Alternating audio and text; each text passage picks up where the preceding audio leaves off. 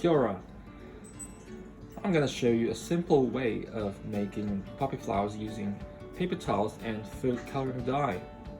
These are things you're gonna need: a pair of scissors, a vivid pen or a Sharpie pencil, some baking trays.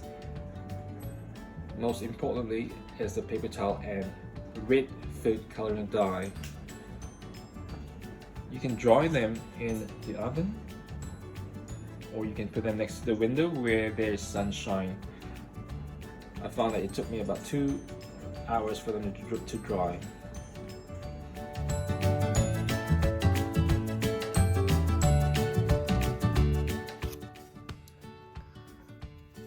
So what I do next is draw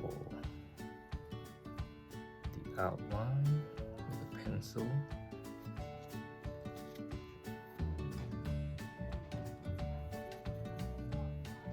Doesn't have to be perfect.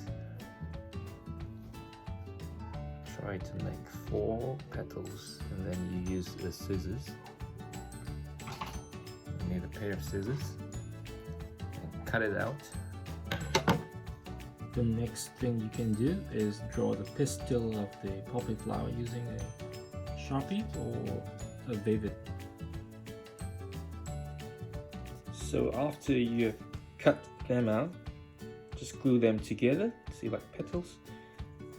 Glue them together, and what I've done is I drew some stems and grass on a white piece of paper, and then you can glue your poppy flowers,